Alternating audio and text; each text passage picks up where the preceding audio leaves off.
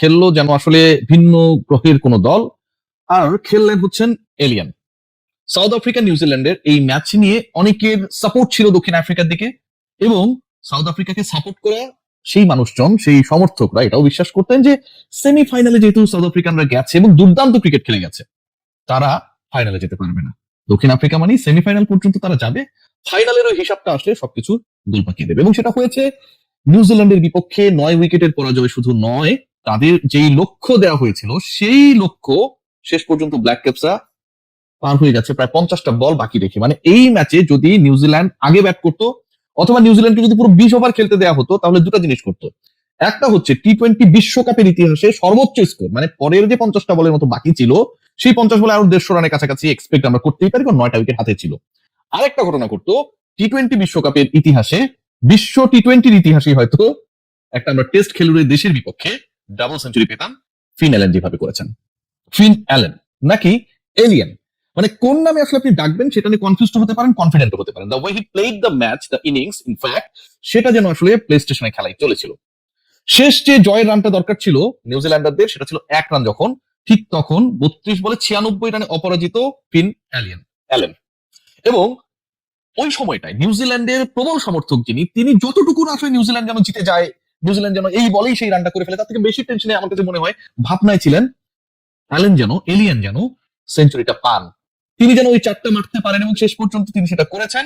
Test খেলুড়ে কোন দেশের বিপক্ষে টি-20 ক্রিকেটের ইতিহাসে 33 বলের এই শতকটা ফাস্টেস্ট 100, এবং টি-20 বিশ্বকাপের, ওয়ার্ল্ড কাপের ইতিহাসে এটাই ফাস্টেস্ট 100। শুধু 33 বলে সেঞ্চুরি করে তিনি রেকর্ড করেছেন বা অন্যের রেকর্ড ভেঙেছেন, সেই আলোচনাটাই যদি করি, সেখানটা আসলে অবাক করা কিছু তথ্য থাকে, সেই তথ্যগুলো যদি শেয়ার করি। এর আগে আসলে দ্রুততম সেঞ্চুরিটা কে করেছিলেন, আমার সামনে যে ডাটা রয়েছে, সেই সেঞ্চুরি এখন থেকে 10 বছর আগে, মানে 2016-তে ক্রিস গেইল করেছিলেন টি-20 বিশ্বকাপের ইতিহাসে দ্রুততম সেঞ্চুরি, যেই সেঞ্চুরির রেকর্ড আজকে 10 বছর পরে ফিন এলিয়ান ভেঙে দিয়েছেন।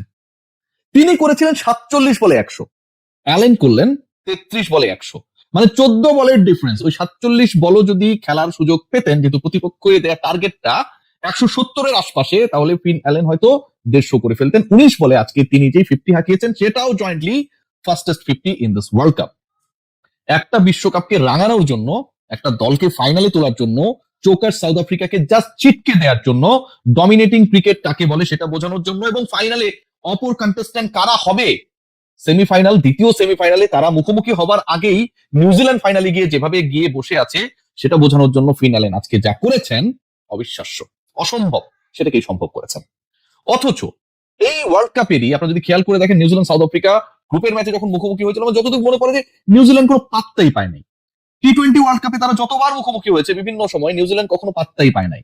কিন্তু আজকে যেভাবে তারা সাউথ আফ্রিকাকে পাত্তাই দেয় নাই, আজকে যেভাবে ফিন অ্যালেন একাই খেলেছেন, 33 বলে 100, 19 বলে 50, দ্রুততম সেঞ্চুরি ওয়ার্ল্ড কাপের ইতিহাসের, টেস্ট খেলুড়ে কোনো দেশের বিপক্ষে টি-20-র ইতিহাসেরই সবচেয়ে দ্রুততম 100, ক্রিস গেইলের রেকর্ড ভাঙলেন 14 বল হাতে রেখে। শেষ যে একটা রানের দরকার ছিল, সেই রান সিঙ্গেল না নিয়ে ওই বলে 4 মেরে 96 থেকে 100 পৌঁছানো, সবকিছুই ম্যাজিক্যাল। শুধু তাই না, পাওয়ার প্লেটাকে যেভাবে ম্যাজিক্যালি দুই ব্যাটসম্যান সাইফার্ড এন্ড অ্যালেন ইউজ করেছেন, 84 রান তুলেছেন, এবারের বিশ্বকাপের ইতিহাসে দ্বিতীয় সর্বোচ্চ সাকসেসফুল পাওয়ার প্লে ইমপ্লিমেন্টেশন করেছেন, সেটাও আমার কাছে মনে হয়েছে অনবদ্য, এবং সেটা করেছেন সেমিফাইনালের মতো স্টেজে গিয়ে। সাউথ আফ্রিকান বিটেন অলমোস্ট, তারা সেরকম একটা রেস তারা দেখিয়েছে, সেই সাউথ আফ্রিকাকে তারা যেভাবে নাকানি চুপানি খাইয়েছে। আজকের এই ম্যাচে যারা খেলা দেখেছেন, অ্যালেনের ব্যাটিং দেখেছেন, শুরুর দিকে সাউথ আফ্রিকার ব্যাটিং দেখলে মনে হতে পারে যে একটা ভুতুড়ে ম্যাচ, মানে নর্মাল আসলে আমরা মানে টাইম লাইনে যেভাবে খেলা দেখি, যে টেনে টেনে কেটে কেটে হাইলাইটস না দেখে যেভাবে দেখা, সেটাই ছিল অনেকটা রিয়েল টাইম খেলা। কিন্তু যেভাবে নিউজিল্যান্ড ব্যাট করেছে, যেভাবে অ্যালেন পিটিয়েছেন, পুরো ইনিংসটাকে দেখলে মনে হবে যে অ্যাকচুয়ালি আমরা আসলে সত্যি সত্যি হাইলাইটস দেখছিলাম। বাংলাদেশের যে সম্প্রচারকরা রয়েছেন, যারা এই খেলাটা হাইলাইটসটা দেখিয়েছে, একটু আগে আমি আসলে মূল খেলা দেখার পরও হাইলাইটস দেখার চেষ্টা করলাম, সেই হাইলাইটস দেখে কখনো মনে হয় নাই যে তারা আসলে খুব বেশি প্রেসারে ছিল, যে ছোট করে কাটতে হয়তো, চমকপ্রদ মোমেন্টস গুলোকে দর্শকের সামনে তুলে ধরতে হয়তো, সেই জিনিসটা করার জন্য। কারণ 33 বলে 100 আপনি আসলে কাটবেন কতটুকু।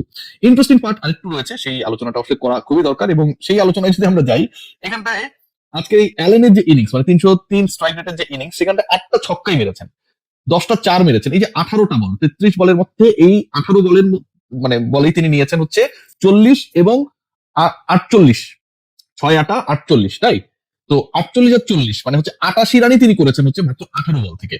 18 বল থেকে তিনি 88 রান তুলেছেন, যেখানটায় আমরা যদি আরেকটু ইন্টারেস্টিং ফ্যাক্ট খোঁজার চেষ্টা করি, সাউথ আফ্রিকার টোটাল ইনিংসে ছক্কা হয়েছে মাত্র 10টা। সাউথ আফ্রিকা তাদের টোটাল ইনিংসে ছক্কা মেরেছে 10টা, এবং তারা পুরো 20 ওভার খেলে ওই 10টা ছক্কা মেরেছে। আর অ্যালেন মাত্র 33 বল খেলে 8টা ছক্কা মেরেছে। সো আমার কাছে মনে হয় যে এর থেকেও ইন্টারেস্টিং ফ্যাক্ট যেটা, সেটা হচ্ছে সাউথ আফ্রিকা তারা তাদের টোটাল ইনিংসে 4ই মেরেছে হচ্ছে 9টা। ফিন অ্যালেন তার একার ইনিংসে ওই 33 বলের মধ্যে 8টা ছক্কা যদি বাদ দিয়ে দেই, তাহলে তো হচ্ছে ওগুলো তো আর 4 না, আর বাকি থাকে 25 বল। ওই 25 বলের মধ্যে একলাই মেরেছেন 10টা 4। মানে সাউথ আফ্রিকার টোটাল ইনিংস 20 ওভারে তারা মেরেছে 9টা 4। সাউথ আফ্রিকার বিপক্ষে ফিন অ্যালেন একলা মেরেছেন 10টা 4। ছক্কা মেরেছে সাউথ আফ্রিকার 9টা, অ্যালেন একলাই মেরেছেন 8টা।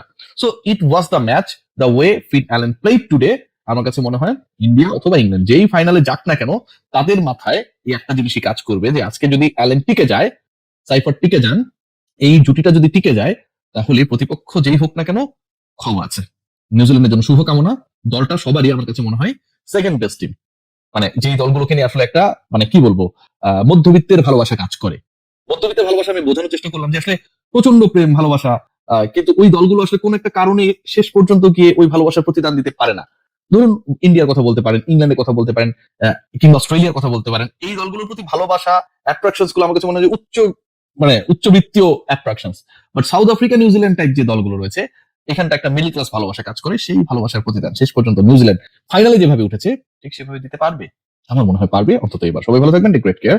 এবং আপনাদের জানিয়ে দিতে চাই, কনসিস্টেন্টলি পেটাতে যেভাবে দেখেছেন অ্যালেনকে, বডিতে যদি ময়েশ্চার ধরে রাখতে চান ওই কনসিস্টেন্ট ওয়েতে, your only choices lily whips body wash, যেটা আপনার শরীরে ময়েশ্চার ধরে রাখবে 72 আওয়ার্স পর্যন্ত। সবাই ভালো থাকবেন।